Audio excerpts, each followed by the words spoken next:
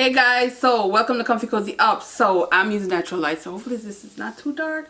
But I was gonna record outside, but my neighbor's playing music and buzzing all around, and I didn't want to have no copyright issue with the music going on. So I decided to just do a quick what this week reading vlog is gonna be. So I am finishing up this book, which is Wife and Daughter by Elizabeth Gaskell. So it is pretty much about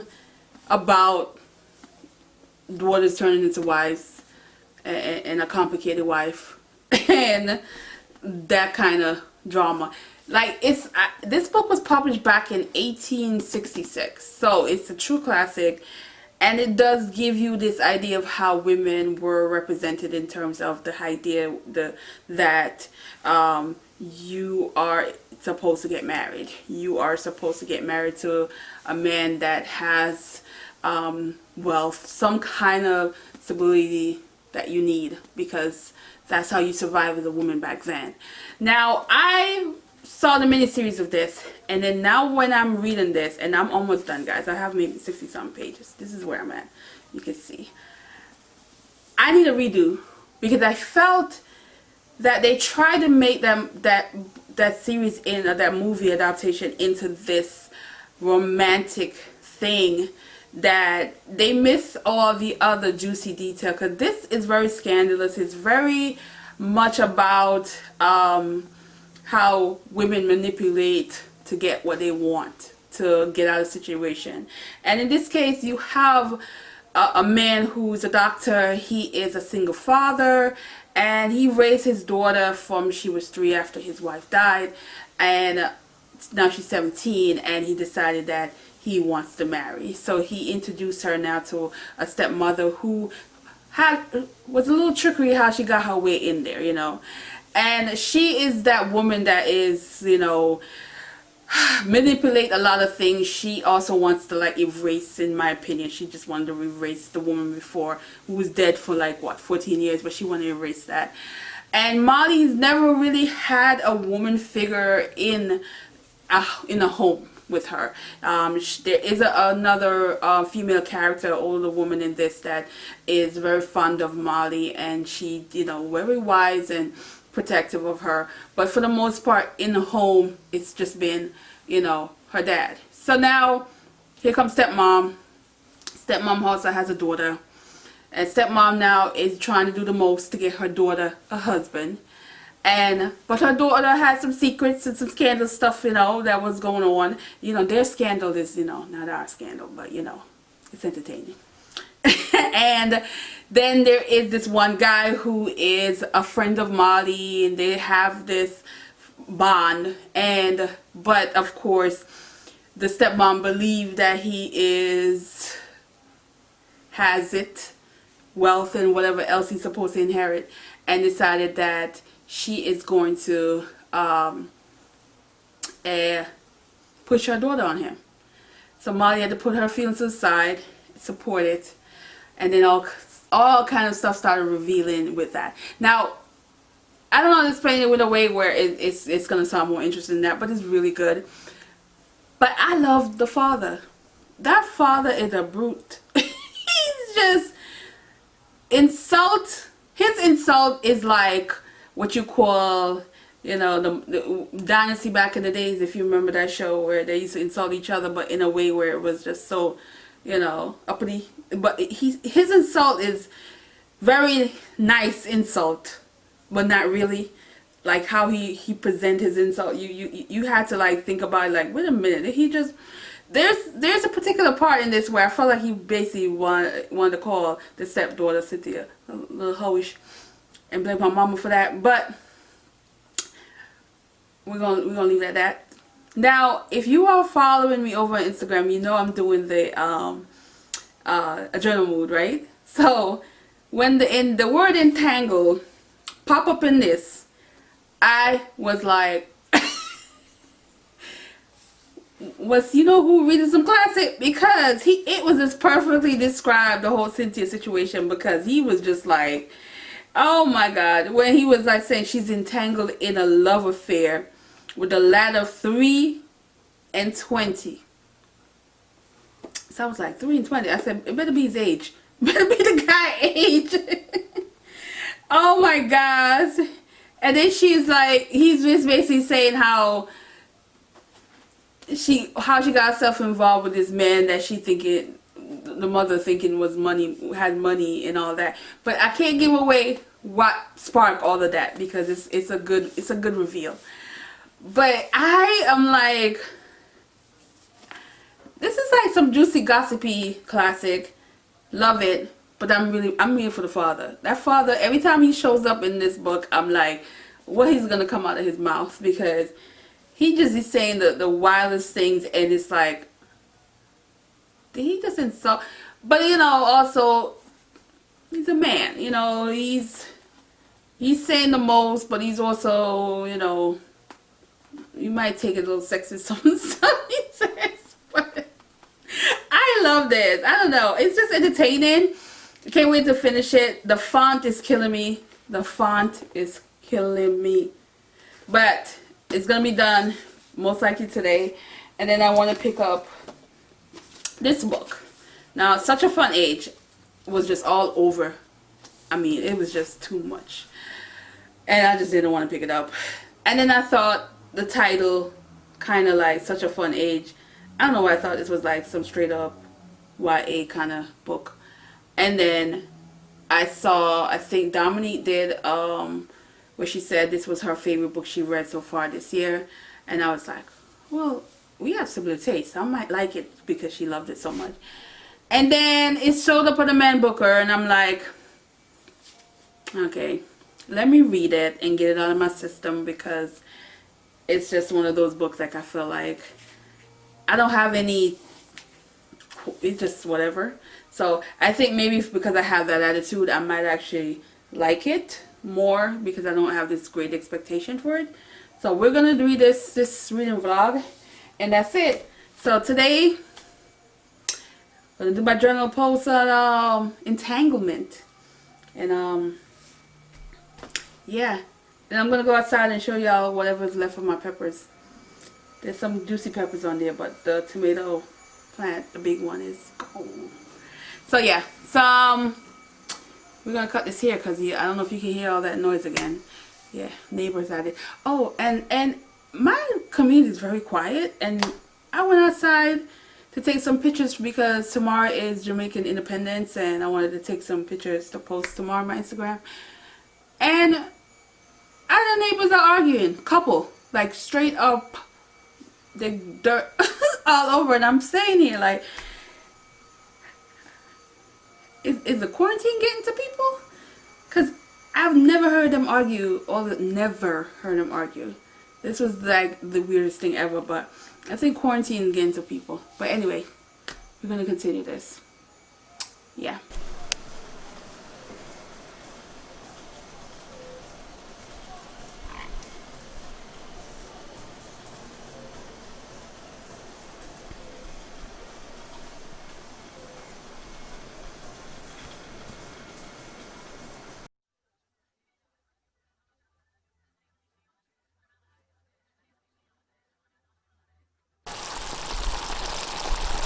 Hey guys, so you know, we gotta start the day off with some ackee and sawfish.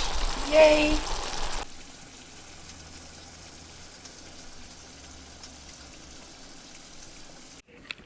Hey guys, so today is, you know, Jamaican Independence Day, guys. So if you've been on my Instagram, I posted some books of some Jamaican author that's their book covers have the flag theme. So go check it out. Go like it.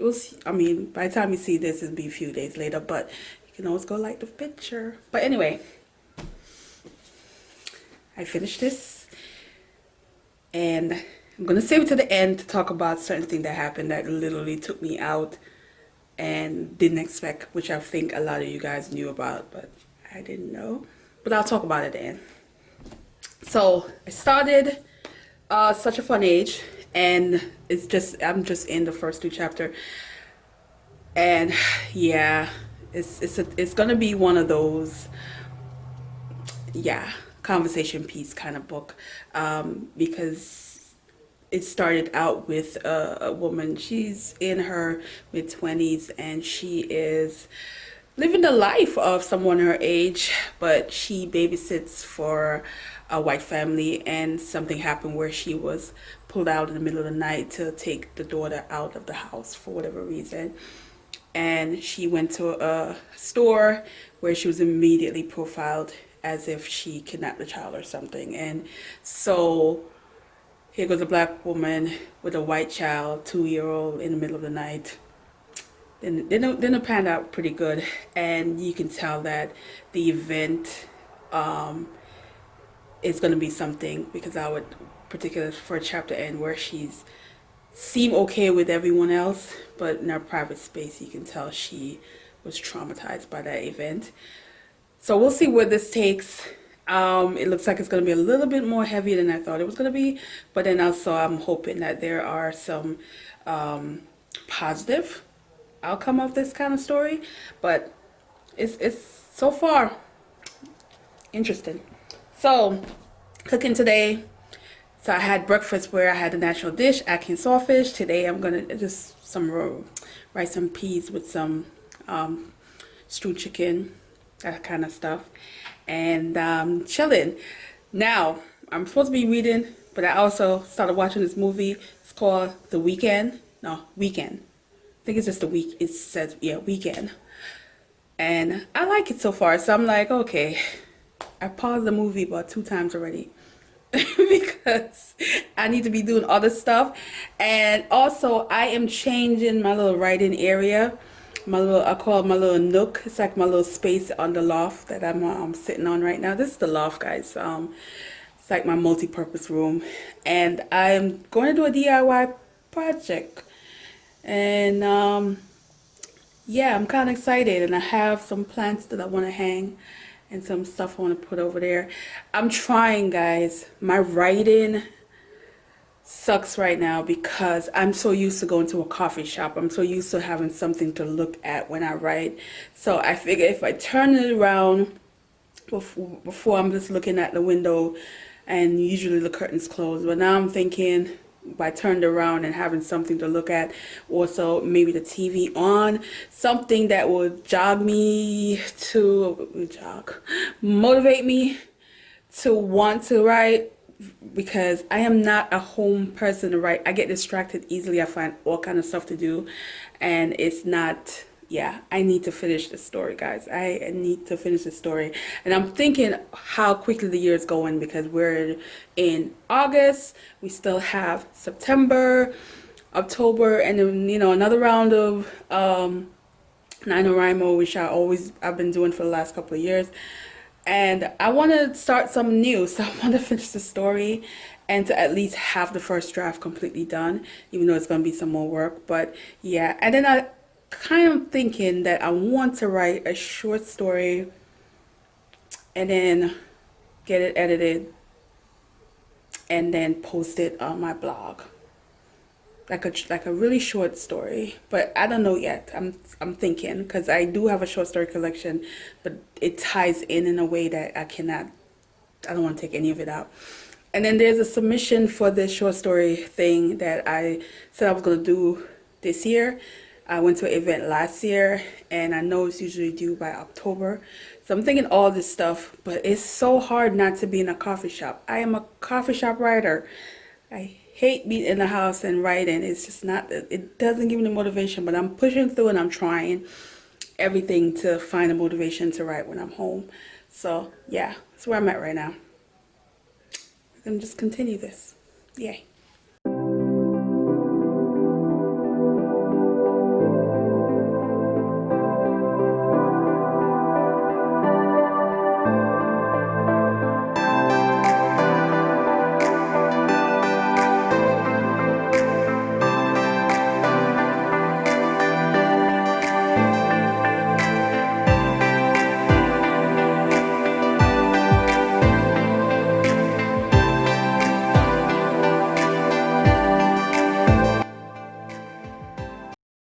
Hey guys, so I'm gonna start with the first book that I finished. Now you guys know I started this back in last month.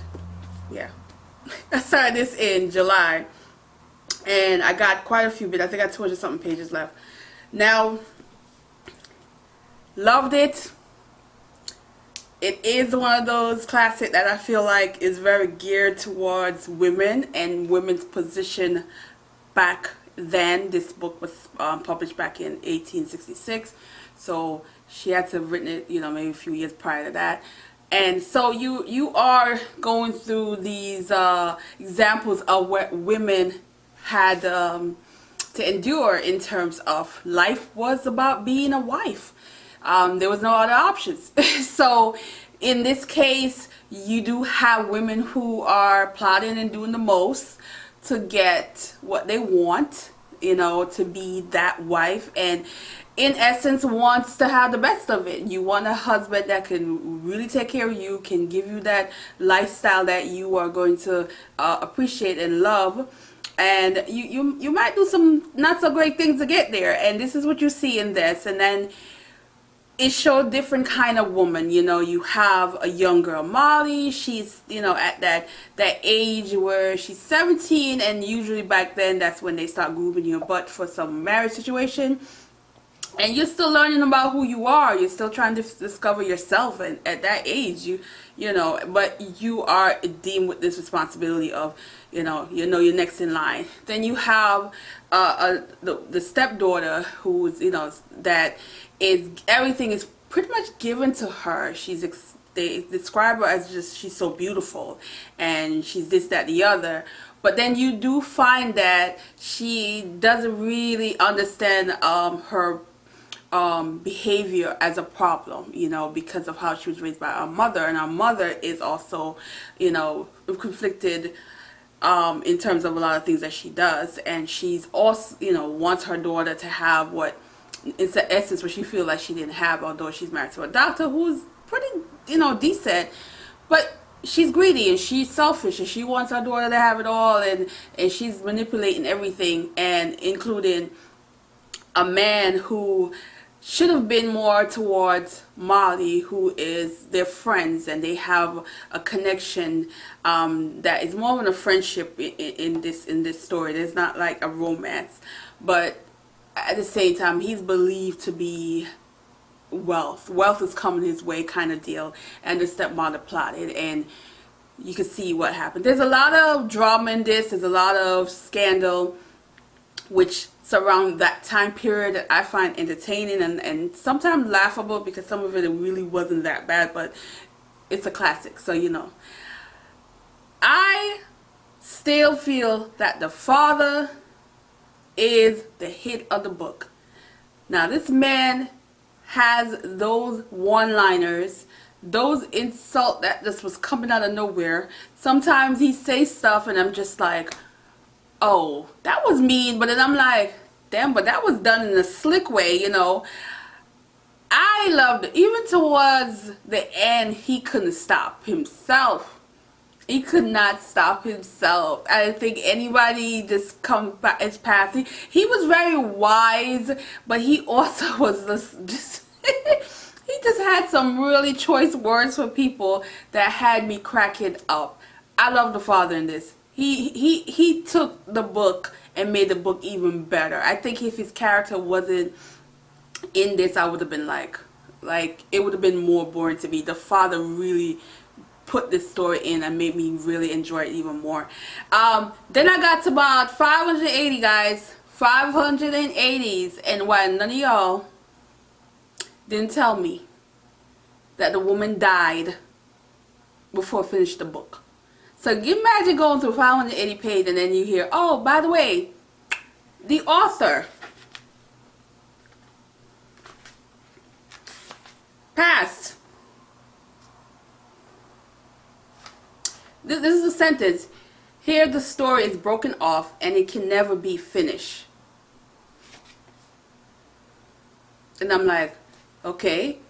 What promised to be the crowning work of a life is a memorial of death. Yeah.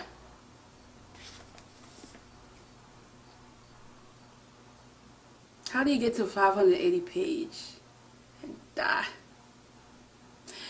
However, you didn't need any more than probably one chapter because you already knew what's going to happen. It did kind of tied up nicely at the, where she at where you felt like, yeah, we know what's going to happen. There's a bit of a fairy tale element. There's a bit of I think especially with the stepdaughter, she got what she deserved. However, I still wish I knew because it was just a shocker for me. Like, you mean she died? Did we mean this was incomplete? Then it makes sense when I watch like the movie because I'm like, they just made up whatever they wanted to end because they made a comment in this that the family gave them an idea how she wanted to end the book, and I'm like, how would the family know that? Like, that doesn't even make any sense. I'm pretty sure she wasn't like giving them all of that. No writer is gonna say, oh, that their family's gonna come out the woodwork. Yeah, you know, this is what such and such wanted to put in the end. Like, no, you don't know what an author's really thinking because sometimes they don't know what they're thinking. They're still trying to figure out how they're doing the ending stuff. So I thought that was a little BS-ish, but you know, yeah. The sarcasm of this damn name. Such a fun age. 25. Was it that fun when I was 25? No. I was trying to find a job. Well, I did find a job at 25. Which I'm still working at. Yeah. But anyway. Main character in this. 25. Still trying to figure herself out. Don't really have a true career. Has higher education, of course. But I haven't done nothing with it. And she gets trapped in between a woman who she's working for. She is the nanny, well, babysitter of this woman's child, and she's bonded with this child where, you know, it had the help moment. You know that movie Help? It was one of those moments. And this woman is very selfish, very much all about herself. She's wealthy and she has this agenda with this woman based on the incident that happened in the beginning of the book. And, you know, which is still about her. There's that selfish about her that is partly racially influenced in this. But, you know, there are moments where, is she really racist? Or she's so selfish that she can't see how wrong she is with some of the things that she does. That's where you go with that character. And then the 25-year-old now met some man, white guy, 7 years older. I'm not going to say how they met because that's a little bit of a giveaway, but that's 7-year difference, and he a bit of a fetish. You know, he's all sucked up in the black community and he's only date black women, so there's that question mark of is a fetish for him, or is that... I always question white guys who only date black women. Like, what are we to you guys? Fetish? Is this serious? Or the, you know, if you say you date everything, then I'm like, okay, I might, but if you just only date black women, I'm gonna question what that means to you and why. When you look in the mirror, you see a white person, why wouldn't you not be interested in a white woman too? That's another story, but you know. And she's caught in between them. Both have views that are problematic, and as a 25-year-old who's trying to figure herself out, she's blinded by some of it, but when reality hit her, I like how the book showed that, and it didn't become just this, she's just naive and not seeing things. I like that there was that aha moment for her. I like how she handled the aha moment, and get back who she is. But what I would say that I liked about the main character is it showed like how normal she is in terms, there's a lot of people who gets comfortable in their job, get comfortable in their life, and even if they want to change something, there's no dire need that they have that they want to change it right away. And they should be allowed to be that, to be who they are, and not be judged that they're, or make them feel they're not ambitious, or, you know, they're not a go-getter. I think, you know, sometimes they're just people who are that's just their personality, and you can see that towards the end and more of that's who she is. And she likes to take care of people. You see that in this, like, she's a people person. And also I there's that connection she has with the child who somewhat reflects some of her feelings towards things that happened to her. But at the same time, I like that she knew how to let go, no matter how bad it was, which shows she's at that age where she can grow. She can be something that's good for her and not be constantly manipulated by someone, which I think I really enjoyed that part of the book.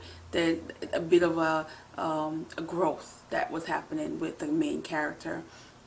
Now, the racial stuff, I like how it was done because I think sometimes people don't realize that even when you think you have good intention, your behavior might say the opposite, and that how some people don't realize how hurtful they can be towards a black person, and how insulting sometimes it is. Even when you think you have best intention, you're throwing money at a person or going above and beyond and doing certain things that in essence to make you feel good, but not really asking the person if that's what they want, or even making an effort to see if that person, if that what they want. There's just so many things. I think this definitely could be a really good discussion book. But the thing that really surprised me is how the hell this end up on the Man Booker long list. I was definitely surprised. I enjoyed this. I do think it's a book I would recommend people reading. But Man Booker, I was shocked when I got to like halfway through the book because I'm like, how? But the climate that we're in, I feel like this was just a gimmick. This was just thrown in there to make it whatever, because there's so many other good books that have been out that they could have definitely added to the list. And this one I felt was a I don't this yeah, we're just gonna end this there. But anyway, pick this up, get you a classic, and that's all I gotta say. A good week. So hopefully next week I add some DIY project that I'm doing to my little nook. It's a small nook, guys, but I'm still excited about it. So yeah, so we're gonna end this here, and thanks for watching, guys. And I'm gonna eat, relax, take a nappy nap. Yay. All right, thanks for watching, guys. Bye.